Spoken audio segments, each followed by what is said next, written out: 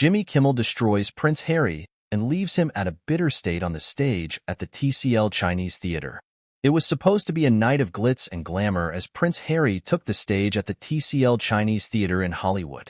The Duke of Sussex was making a rare public appearance to promote his new tell-all memoir, Spare.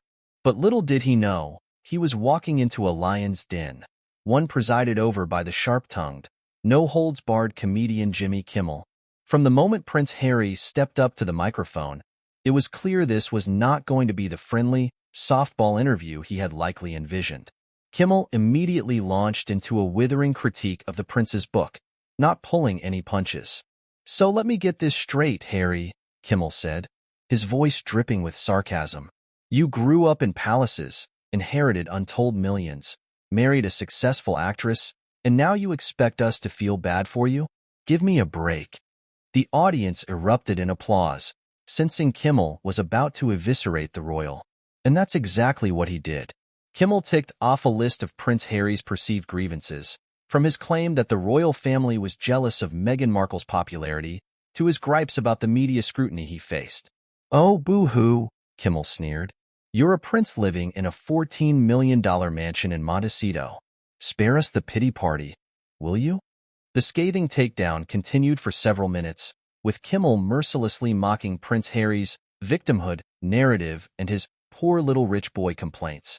At one point, the comedian even impersonated the prince, whining in a high-pitched, affected voice about the terrible hardships he's endured. By this point, the audience was roaring with laughter, feeding off Kimmel's gleeful evisceration of the hapless royal. Prince Harry, for his part, sat there stone-faced, his expression a mix of shock, anger, and embarrassment. When Kimmel finally paused for breath, Prince Harry tried to interject, no doubt hoping to regain control of the narrative.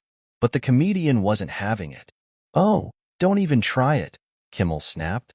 "We all know your whole shtick is playing the victim and throwing your family under the bus. Well, guess what, Harry? The sympathy well has run dry. Nobody's buying what you're selling anymore." The audience erupted in cheers and applause, many of them rising to their feet. Prince Harry shrunk back in his seat, his face flushed with humiliation. It was a stunning reversal of fortune for the man who had once been beloved around the world. When Kimmel finally wrapped up his merciless takedown, there was a palpable sense of satisfaction in the room. The comedian had not only eviscerated Prince Harry's victim narrative, but he had done so in front of a national television audience. As the prince skulked off the stage, visibly shaken, Kimmel couldn't resist one final parting shot. "Hey, Harry, maybe next time try writing a book that's actually interesting, instead of just whining about your pampered, privileged life," he said, to thunderous applause. It was a stunning display of comedic evisceration, with Kimmel proving himself more than a match for the embattled royal. In the days and weeks that followed, the video of Kimmel's takedown went viral, racking up millions of views and sparking a national conversation. Many praised the comedian for speaking truth to power and calling out Prince Harry's perceived sense of entitlement. Others, however, accused Kimmel of being too harsh and piling on a vulnerable individual. But for Kimmel, it was simply a case of giving the prince a dose of his own medicine. "Look, I get that the royal family has done some pretty awful things over the years," the comedian said in a later interview. "But at a certain point, Harry needs to take some responsibility for his own choices and stop playing the victim card. That's what I was trying to drive home."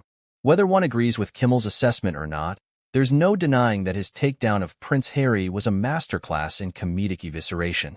It was a moment that will likely be remembered for years to come, a testament to the power of sharp, biting humor to cut through the noise and speak truth to power.